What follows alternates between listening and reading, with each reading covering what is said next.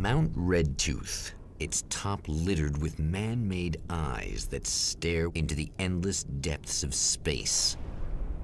Tonight, the champion of light will depend on them to pick out a message from the ether.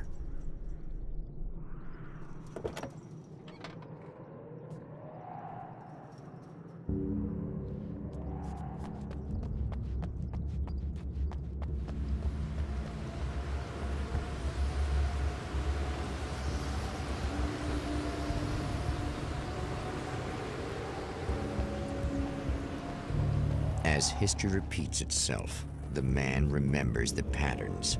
He knows that he needs the missing part for the telescope.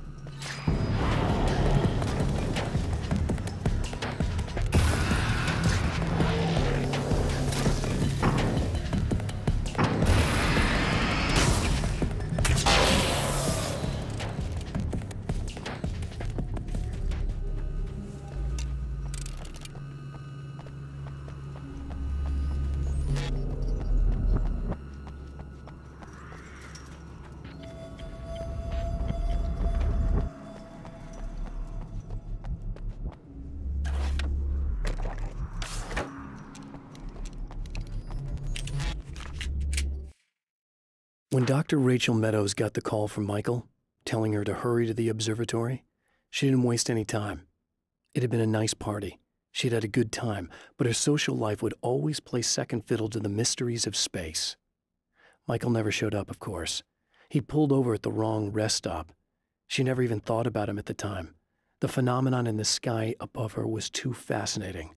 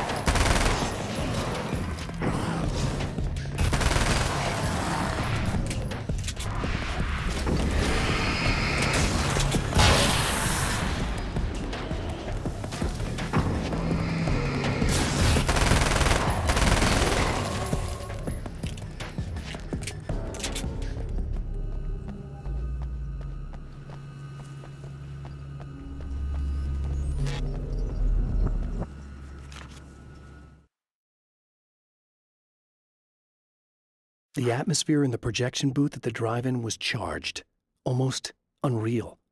Despite that, the air felt cool and refreshing this late at night. It'd been a hot day. The summer was nearing its end, but it wasn't over yet. There are places where our world is worn thin, and another reality brushes against ours. One such site is Cauldron Lake near Bright Falls, Washington. But there are others. That other reality is dark, vast, and malleable, always in flux. In its depths dwell vast forces and alien energies. They're dangerous. But in one of these places, if you know how, you can channel the power of that place and use it to shape reality.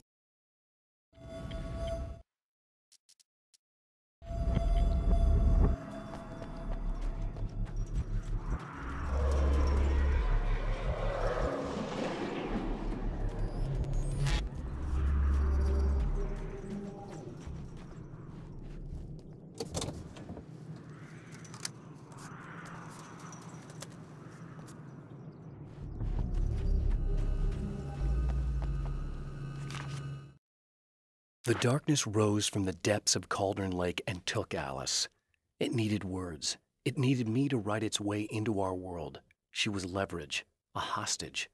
I complied, but with a twist. I put in a loophole that gave me a chance to fight back. I was hunted by shadowy enemies, but I faced the darkness. I fought it with light. I drove it back. I saved Alice, but it came with a cost. I was trapped in the dark place below Cauldron Lake.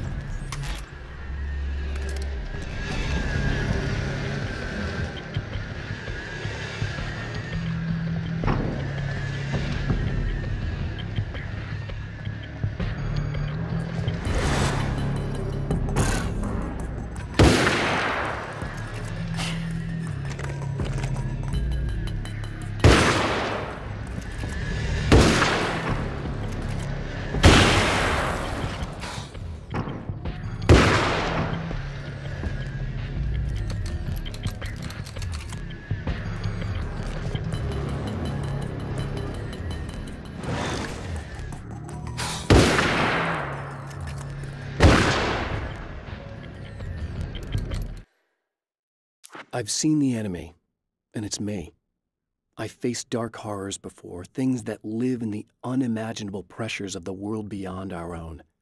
Sometimes they masquerade as humans. That's what ultimately lurks inside Mr.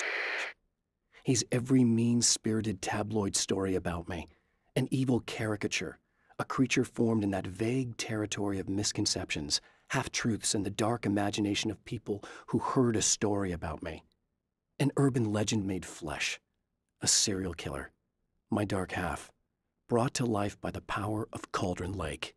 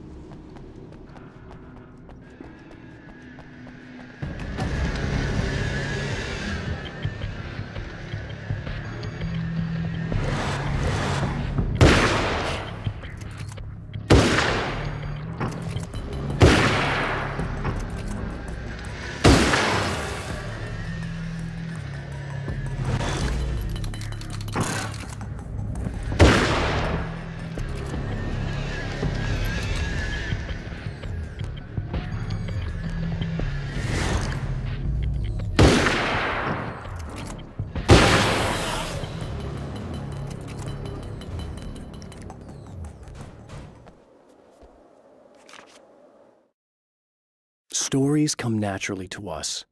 We can't help it. There are many different worlds, many competing realities within our heads, fueled by books, television, even barely remembered childhood tales. There's an endless supply of fictional concepts more familiar to us than anything or anyone real. We have a far greater connection to the fictional characters we know and love than the random people we pass on the street. Our destinies and inspirations are shaped by lies, myths, and fables.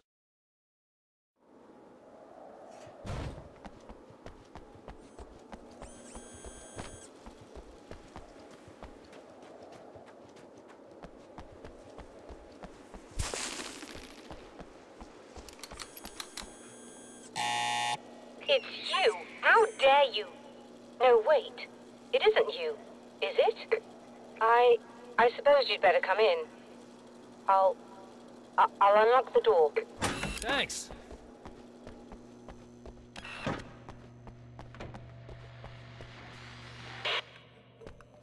I know what you're thinking. Evil twin, supernatural powers. But most of the time, I just like to keep things basic. I want you to understand that.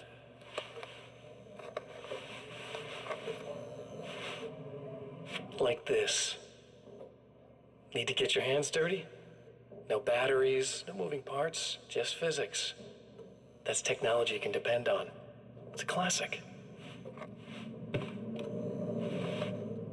Speaking of classics, you need to be careful with this one, though. If the victim suddenly twists, you might end up cutting yourself. It's not really a workhorse, but I'm a sucker for this style. Now this is more like it. You've got slip-resistant grip. Believe me, you really want that traction once you're wrist deep in somebody. The blade's stiff enough so it won't open by accident in your pocket, but it's still really easy to open with just one hand. Now that's a big thing for me. I know what you're thinking. It's too big, too heavy. But sometimes you just need the extra oomph. If you're talking intimidation, this is gonna do the job. Also great for dismemberings and whatnot. You know, the messy jobs. I can't tell you how many things I've MacGyvered with this stuff.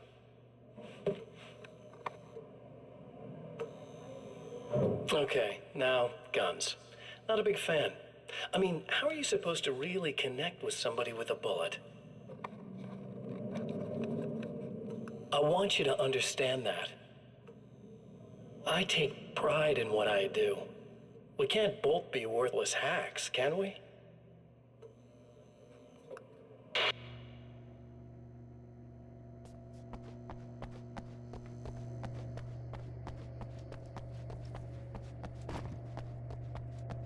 You'll have to forgive me, but this feels very strange. It seems like this has all happened before. I have the replacement part for your telescope, Doctor. All right. Let's get it installed.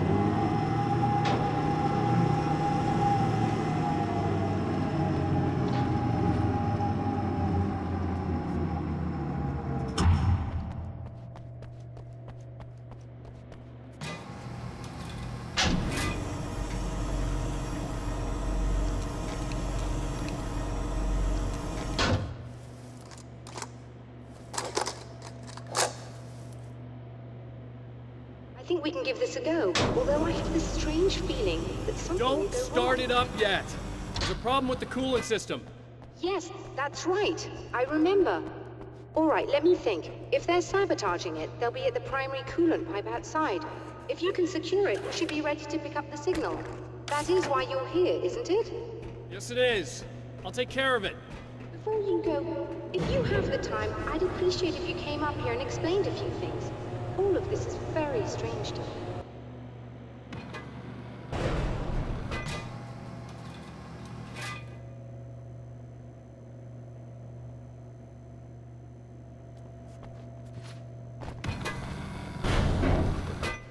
Hello. I don't quite know what's going on, but I seem to remember having had this encounter before. It's not déjà vu, Doctor. This has happened before. We're caught in a time loop. That's utterly insane. How could that be? I can't really explain it. I suppose I could call it magic. I don't believe in magic. Neither do I, but I can't argue with what I've experienced. Listen, what matters now is the signal. The last time we only caught a part of it. I need the rest of it. Whether you believe me or not, you want to look into this as much as I do, right? Yes. All right. I realize that you have trouble believing this. That's an understatement. I can't deny that what you say resonates with me on some level I don't pretend to understand. But for all I know, I'm simply delusional. But it's not just you. I've experienced the same thing as you. Doesn't that prove something, at least? Maybe. On the other hand, given your appearance, and the fact that you're trying to convince me that I'm not insane, perhaps you're merely a hallucination that accompanies my delusions. You're not having a psychotic episode, Doctor. For what it's worth, I'm a skeptic by nature. I completely understand your reluctance to believe me. There are people caught so deep in their psychosis that they retroactively manufacture memories and beliefs that conform to the situation at hand. Sure, but you have to stop second-guessing yourself at some point, if you want to get something done.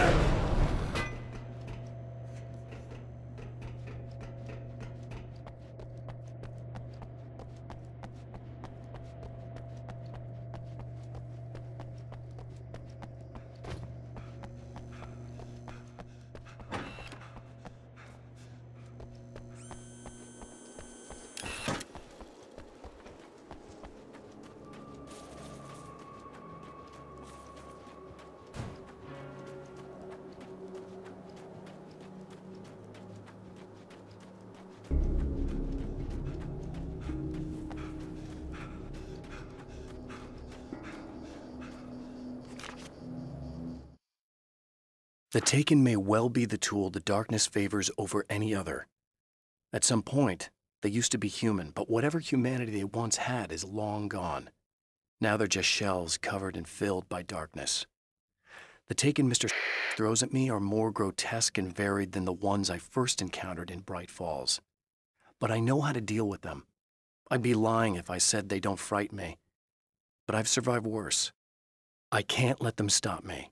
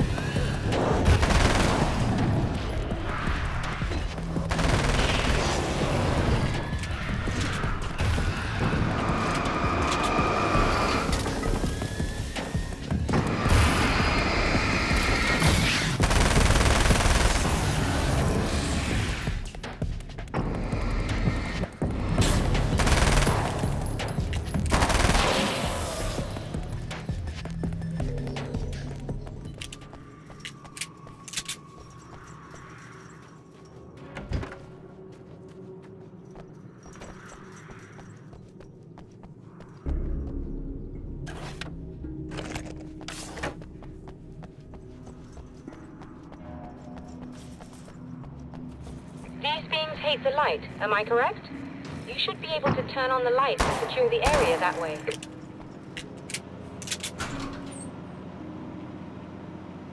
Doctor, can you hear me? I think we're good to go. All right. I'll start looking for the signal. Please, head back.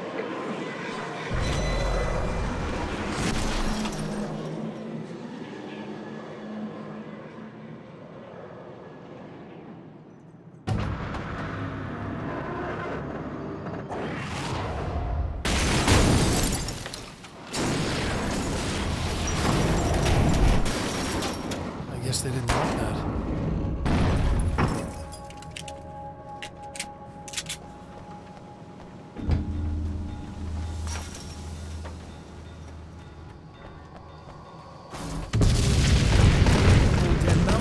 Kill me.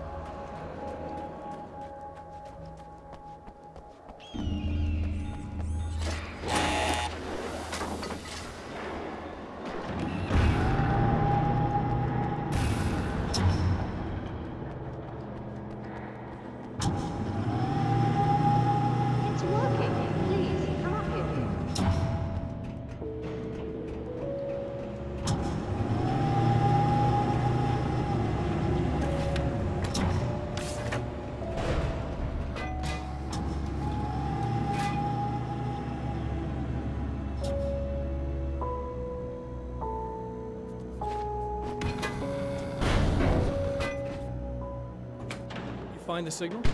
Yes, I don't think it's quite the same thing we had, the last time. Still, we're definitely picking it up. Are we getting the complete signal now? I'm afraid not. Take a look at it yourself. I'm printing out a hard copy now. I'd like to ask you a question or two before that, though, if you don't mind. What's on your mind, Doctor?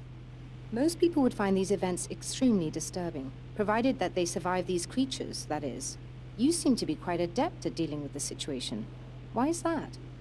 Yes. I was involved in... It's a complex story. I was in this small town, and a horrible thing from another dimension kidnapped my wife and manipulated me into writing this horror story that came true. I learned to fight it with light, and I managed to contain it and free my wife. But I was trapped in its world. Are you serious? Absolutely. So, I'm used to reality working in strange or even impossible ways. And I fought these things, not exactly like this, but close enough for a good while now. Of course, I have certain advantages. Was there anything else?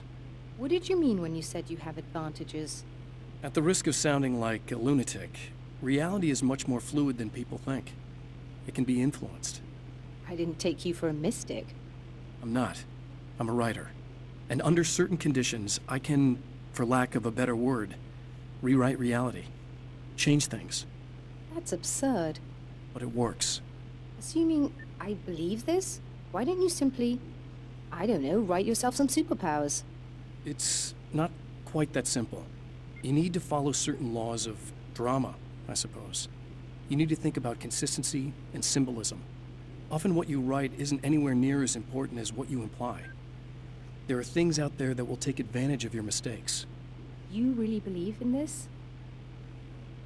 Don't look at me like that. You've experienced some of this yourself.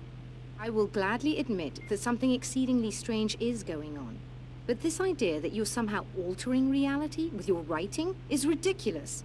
You're essentially saying you're controlling my actions. Leaving aside the rational arguments against this, what gives you the right? Well, it's more like having a destiny. A path you're on. You're not aware of it, but there it is. If somebody changes it, what difference does it make? It's what every writer does. If you write something that affects one of the characters, they don't really know about that. I'm not a character. Are you saying that it's all right to take advantage of someone if they aren't aware of it? Look, all I meant was that if you're genuinely making all your own decisions, and those decisions lead to whatever destiny you have, what practical difference does it make? I suppose that depends on whether our destinies are determined by things like physics and probabilities, or natural reality, which is presumably neutral and impartial, or by some kind of an intelligence. If it's the latter, that intelligence makes choices based on some criteria. If we suffer as a result of those choices, there's a moral and ethical element involved, regardless of whether we're aware of its manipulations.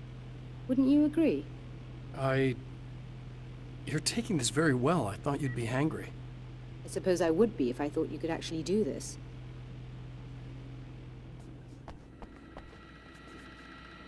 Another printout. Another signal fragment. The message is still not complete, but it's another piece of the weapon he has built against his adversary. Mere words on a piece of paper, but in the right hands, they will hold back the darkness